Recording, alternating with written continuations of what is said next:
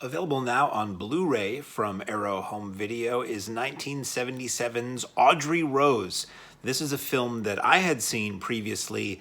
I want to say probably on TV, and I know I rented it once. It's not been a terribly difficult film to see over the years. This was originally United Artists' release, and this preserves the original, which I love. I love original logos. It always kind of bums me out and kind of breaks the spell out of the gate when you watch a film and it's got like the most recent version of a studio logo on it. Maybe I'm just persnickety about such things, but this opens with United Artists, a Transamerica company, which was this brief period in the 70s when UA was owned by a trucking company. There was a Bond film or two that opened with, or at least the trailers had, United Artists, a Transamerica company. So anyway, what is this film about? This is directed by Robert Wise, based on the novel by Frank D. Filitta, if I'm pronouncing that correctly. And it's a tale of potential reincarnation. This is a movie that's very much in the mold of Rosemary's Baby or The Exorcist or other films of that era that delved into the supernatural involving a kid. Basic plot of the film: Marsha Mason and her husband, New York City couple, single daughter, single child, and the child isn't married yet. And kid is 11 years old, 10 years old, maybe something like that. And seemingly idyllic life in the city.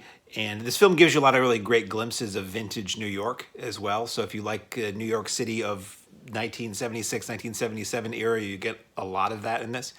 And this couple, everything is great, but suddenly they notice this guy, this strange man, is like following them. And I was kind of hanging out at their kids' school when the parents are waiting for the kids to get picked up. And eventually it comes down to Anthony Hopkins is this strange man. His daughter died in a car wreck. She was 5 years old. She died like 11 years earlier, and he believes that Ivy, the daughter of Marsha Mason and her husband, is the reincarnation of his daughter, Audrey Rose, the titular Audrey Rose.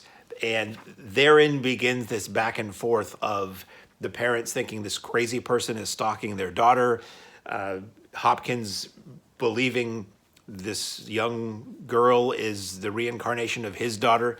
The daughter, Ivy, starts having these episodes, shall we say, where she's screaming in terror and she's inconsolable, and the only thing that seems to stop her is when Anthony Hopkins busts into the apartment and holds her and calls her Audrey Rose, and she calms down, and then and on and on. So the whole film is really, it's not really a horror movie. I think it's been pitched as a horror movie for many years. The novel, certainly, that it was based on, the cover of which you can see in the extras on this disc, was a very typical paperbacks from hell kind of 70s, terrifying at the checkout aisle for a kid of my age at the time, paperback.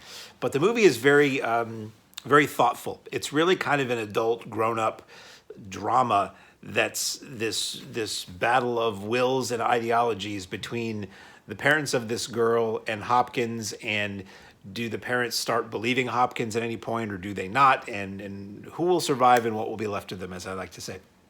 So Audrey Rose is an interesting duck, directed by Robert Wise, as I said, who did small films. I don't know if you've heard of Robert Wise.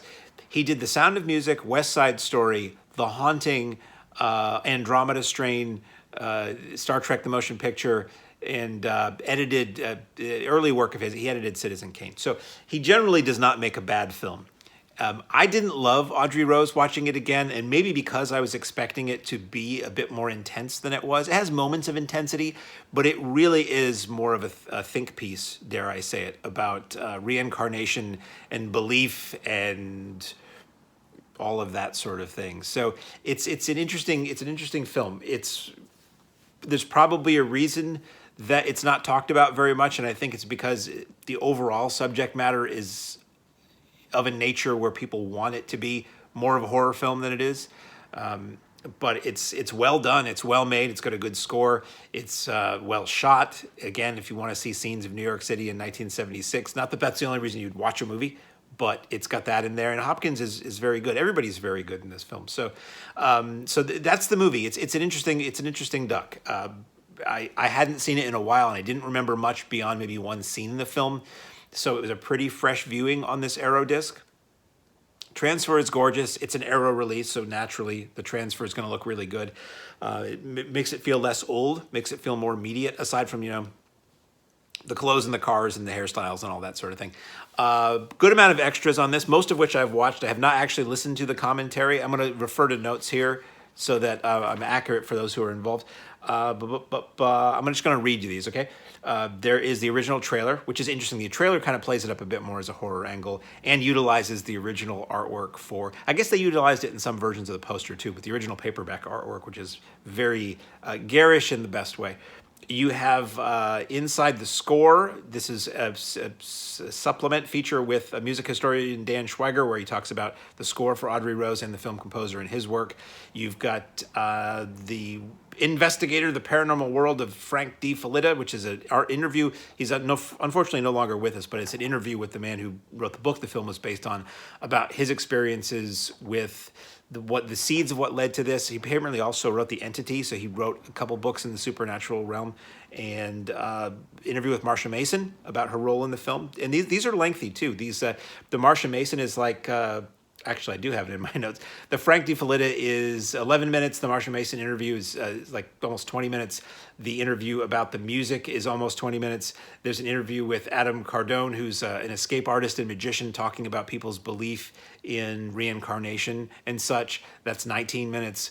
Locations Then and Now feature, which basically, they don't usually do this, but they do a split screen. So you have a shot from the movie and as close as they could get to a shot of that location now, including camera moves. So they try to replicate the camera moves and things. That was kind of cool.